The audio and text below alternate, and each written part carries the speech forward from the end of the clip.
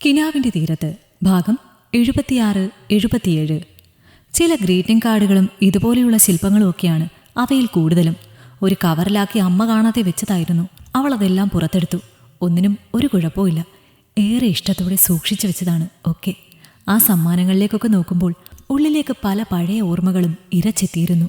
അവൻ തൻ്റെ പിന്നാലെ നടന്നതും താൻ ഇഷ്ടമാണെന്ന് പറഞ്ഞ് ഒടുവിൽ വീട്ടുകാർക്ക് വേണ്ടി അവൻ തന്നെ വേണ്ടെന്ന് വെച്ചതും. അങ്ങനെ ഒരു വലിയ കാലഘട്ടത്തിൽ ഓർമ്മകൾ അവളുടെ മനസ്സിലേക്ക് നിറഞ്ഞു വന്നു. ആ നിമിഷം തന്നെ അവളുടെ മനസ്സിലേക്ക് സുധിയുടെ ചിരിക്കുന്ന മുഖവും തനിക്കും കുടുംബത്തിനും വേണ്ടി മാത്രം ജീവിക്കുന്ന അവൻ്റെ ജീവിതം ഓർമ്മ വന്നു. താൻ വേദനിച്ചപ്പോൾ അവൻ്റെ കണ്ണുകളിൽ കണ്ട വേദനയുടെ ആഴം മാത്രം മതിയായിരുന്നു. ആ നിമിഷം കൊണ്ട് തന്നെ അർജുൻ്റെ ഓർമ്മകളെ അവൾക്ക് മായ്ച്ചു കളയാൻ.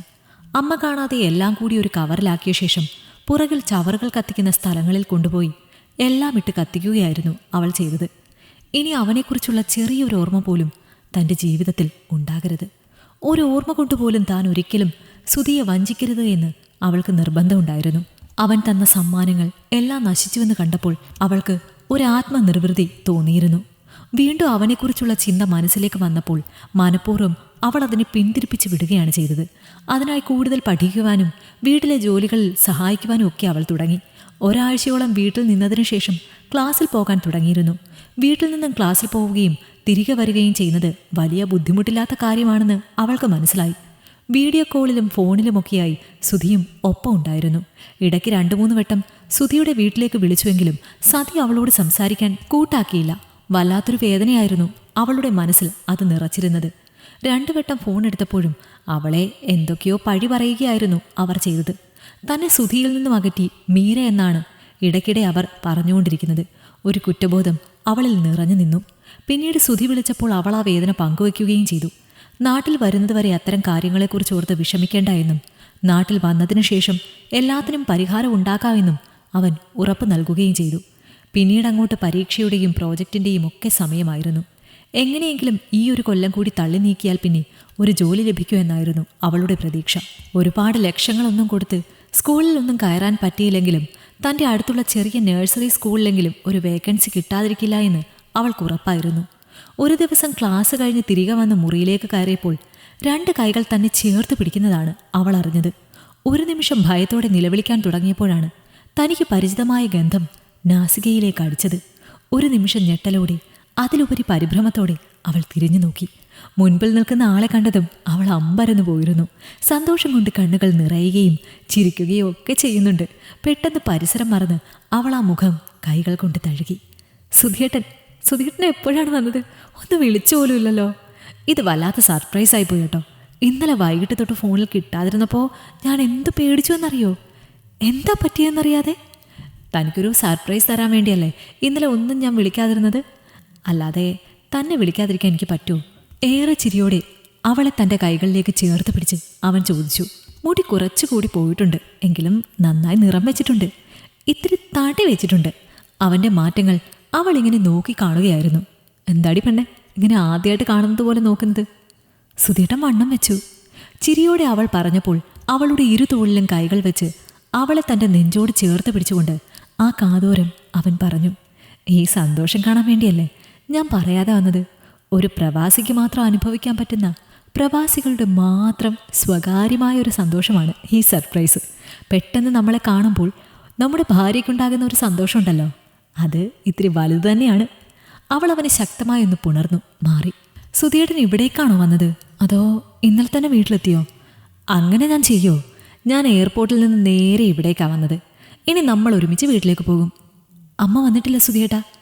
മീനു പറഞ്ഞു ഞാൻ വന്നപ്പോൾ. മീനു മാത്രമേ ഉണ്ടായിരുന്നുള്ളൂ. അവളാ പറഞ്ഞത് തനിക്ക് എക്സാം നടക്കുന്നുണ്ട്, കുറച്ച് നേരത്തെ വരുമെന്ന്. അപ്പോൾ തന്നെ അമ്മയെ വിളിച്ച് പറഞ്ഞിട്ടുണ്ട്. അമ്മ എന്തൊക്കെയോ സാധനങ്ങൾ വാങ്ങിക്കൊണ്ട് വരാൻ തുടങ്ങി. ഞാനപ്പോൾ അമ്മയോട് പറഞ്ഞു അതിൻ്റെ ഒന്നും ആവശ്യമില്ല, ഞങ്ങൾ ഇപ്പോൾ തന്നെ പോകും, പിന്നെ 2 ദിവസം കഴിഞ്ഞിട്ട് ഇങ്ങോട്ട് വരാമെന്ന്. അമ്മയെ കാണാതെ പോവാണോ നമ്മൾ? അവളുടെ മുഖത്ത് ചെറിയൊരു വേദന നിറഞ്ഞു. അങ്ങനെ പോകാൻ പറ്റുമോ? ഒന്നുമില്ലെങ്കിലും എൻ്റെ ഭാര്യയെ സമാധാനത്തോടെ ഇത്രയും ദിവസം എനിക്ക് കാണാൻ പറ്റിയത് അമ്മ ഇത്രയും കഷ്ടപ്പെട്ടതുകൊണ്ടല്ലേ, സുധി പറഞ്ഞു. അമ്മ വന്നു കഴിഞ്ഞാൽ വേഗം നമുക്കിറങ്ങാം. വേഗം ചെന്ന് വേഷം മാറി റെഡിയാകും. ഇവിടുന്ന് വണ്ടി കിട്ടാൻ ബുദ്ധിമുട്ടായിരിക്കും. അമ്മയോട് ചോദിക്കാറുന്നില്ലേ ഏതെങ്കിലും ഡ്രൈവർമാരുടെ നമ്പർ ഉണ്ടോ എന്ന്? മീര വേവലാതിയോട് പറഞ്ഞു. അതൊന്നും ഓർത്ത് എൻ്റെ കൊച്ചു പേടിക്കണ്ട, ഞാനതൊക്കെ ഏർപ്പാടാക്കിയിട്ടുണ്ട്. വിനോദ് ഇപ്പോൾ വണ്ടിയും കൊണ്ട് വരും. അവനെന്തോ ഒരു ഓട്ടം ഉണ്ടെന്നാണ് പറഞ്ഞത്. അത് കഴിഞ്ഞിട്ട് അവൻ വരാമെന്ന് പറഞ്ഞിട്ടുണ്ട്. അപ്പോഴേക്കും അമ്മയും വരും. സുധി പറഞ്ഞു. എങ്കിൽ ഞാൻ പോയിട്ട് വേഗം റെഡിയായിട്ട് വരാം. ഒരു കുഞ്ഞു കുളി വിളിച്ചിട്ട് ഓടി വരാം. അവൾ തോർത്തെടുത്ത് ഓടാൻ തുടങ്ങി. കുളിയൊക്കെ പിന്നെ ആവട്ടെ. ഞാൻ എത്ര നാൾ കൂടി എൻ്റെ ഭാര്യ ഒന്ന് കണ്ടത്. അവളെ തന്നോട് ചേർത്ത് പിടിച്ച് കതക് കാലുകൊണ്ട് ചേർത്ത് അടച്ചുകൊണ്ട് അവൻ പറഞ്ഞു. അവൻ്റെ മുഖത്തെ നാണവും മിഴികളിലെ കുസൃതിയും കണ്ടപ്പോൾ തന്നെ അവൾക്ക് കാര്യം മനസ്സിലായിരുന്നു. അതോടെ അവളുടെ മുഖവും നാണത്താൽ ചുവന്നിരുന്നു. കതക് ചേർത്ത് കുറ്റിയടച്ചിട്ടതും അവൻ അവളെ വലിച്ച് തൻ്റെ നെഞ്ചോട് ചേർത്ത് പിടിച്ചിരുന്നു.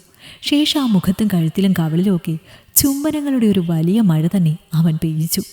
നാണം കൊണ്ട് ചുവന്നവൾ അവനെ അഭിമുഖീകരിക്കാൻ കഴിയാതെ തോർത്തുമെടുത്ത് കുളിക്കാനായി പോയിരുന്നു. കുളി കഴിഞ്ഞ് അവൾ തിരികെ വന്നപ്പോൾ ഹാളിൽ ആരുടെയൊക്കെയോ സംസാരം കേൾക്കാം.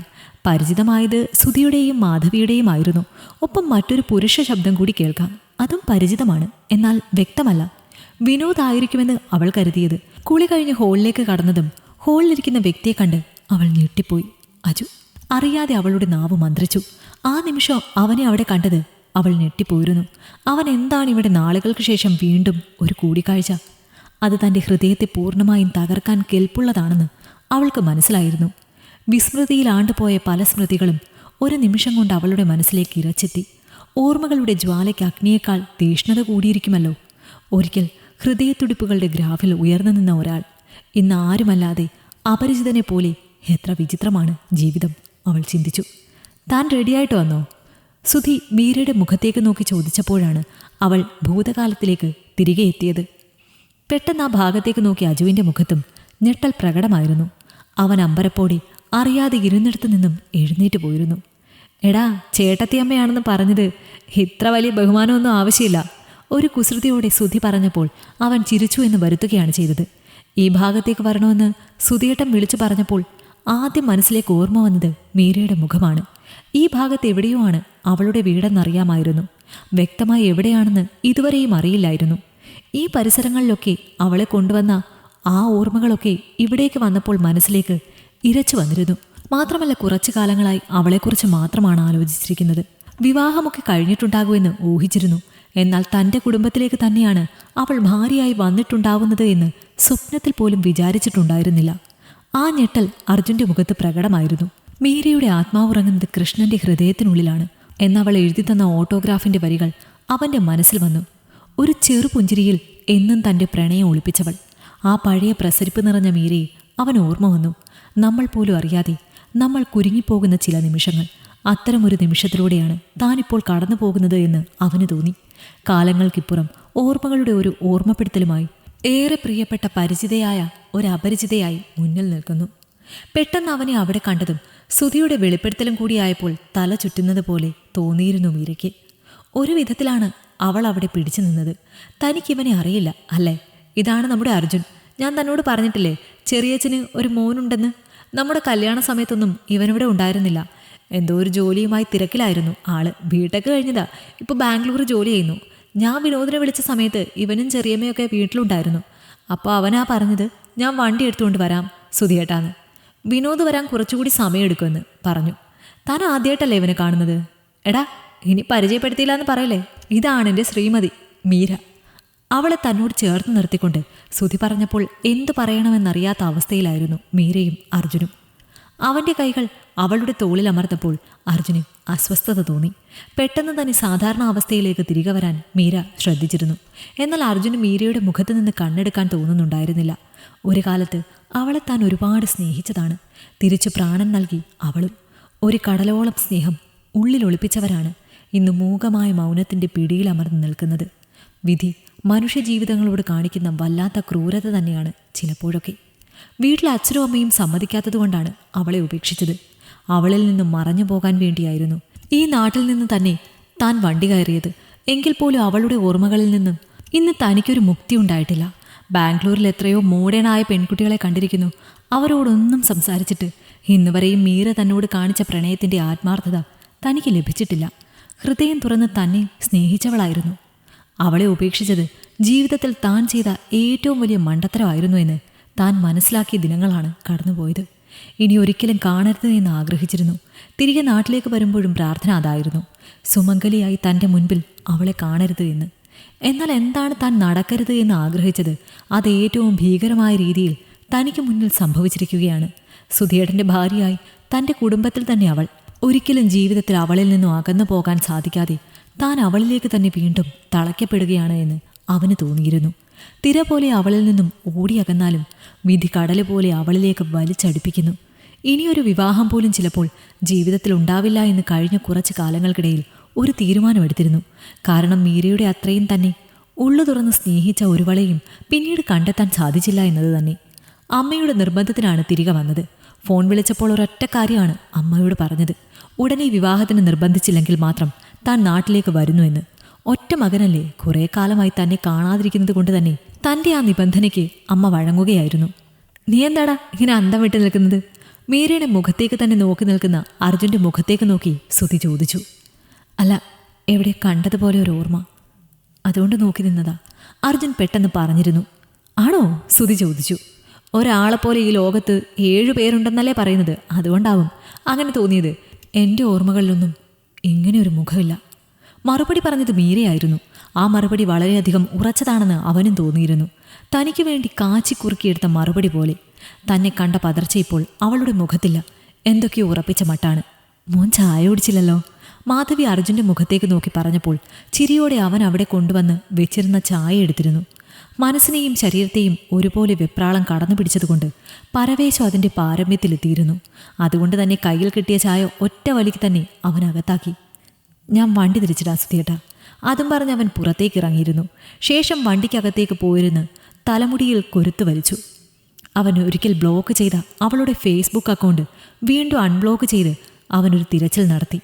അതിൽ സുധിക്കൊപ്പം വിവാഹിതയായി നിൽക്കുന്ന അവളുടെ ചിത്രം അവൻ കണ്ടു. സുധിയുടെ ഫേസ്ബുക്ക് അക്കൗണ്ട് നോക്കിയപ്പോൾ അതെന്നോ ഒരിക്കൽ ഉപയോഗിച്ചതാണ്. പിന്നീട് ഓപ്പൺ ചെയ്തിട്ട് പോലുമില്ല. അവസാനമായി ഫോട്ടോ പോസ്റ്റ് ചെയ്തിരിക്കുന്നത് 4 വർഷങ്ങൾക്ക് മുമ്പാണ്. അവനിപ്പോൾ ആ അക്കൗണ്ട് ഉപയോഗിക്കുന്നില്ല എന്ന് അവന് മനസ്സിലായി. അതുകൊണ്ടാണ് ഈ വിവരം താൻ അറിയാതെ പോയത്. വല്ലാത്തൊരു നഷ്ടബോധവും കുറ്റബോധവും ഒക്കെ അവനെ അലട്ടാൻ തുടങ്ങി. ഒരുപക്ഷെ അവൾ തൻ്റെ കൺവെട്ടത്തായിരുന്നില്ലെങ്കിൽ ഇത്രത്തോളം താൻ വേദനിക്കുമായിരുന്നില്ല. ഇത് തൻ്റെ കൺമുന്നിൽ അവളെക്കാൾ 10 വയസ്സോളം കൂടുതലുള്ള ഒരാളുടെ ഭാര്യയായി പൂർണ്ണ മനസ്സോടെ ആയിരിക്കോ അവൾ ഈ വിവാഹത്തിന് സമ്മതം പറഞ്ഞിട്ടുണ്ടാവുക? അവർ തമ്മിൽ നല്ല സ്നേഹത്തിലായിരിക്കോ? അവർ ജീവിതം തുടങ്ങിയിട്ടുണ്ടാവോ? ചിന്തകൾ കാട് കയറിയപ്പോൾ അവന് ഭ്രാന്ത് പിടിക്കാൻ തുടങ്ങി. ഒരിക്കൽ തനിക്ക് മാത്രമെന്ന് അഹങ്കാരത്തോടെ ചിന്തിച്ചിരുന്ന അവളുടെ ശരീരം സുധി സ്വന്തമാക്കിയിട്ടുണ്ടാവുമോ? ആ ഒരു ചോദ്യം അവൻ്റെ മനസ്സിനെ വല്ലാത്ത ഒരു ഭ്രാന്തമായ അവസ്ഥയിൽ കൊണ്ടുചെന്നെത്തിച്ചു. തുടരും. ഈ കഥ നിങ്ങൾക്കിഷ്ടമായെങ്കിൽ ലൈക്ക് ചെയ്യൂ. നിങ്ങളുടെ അഭിപ്രായങ്ങൾ കമൻ്റായി രേഖപ്പെടുത്തൂ. കൂടുതൽ കഥകൾ കേൾക്കാൻ ഈ ചാനൽ സബ്സ്ക്രൈബ് ചെയ്യൂ.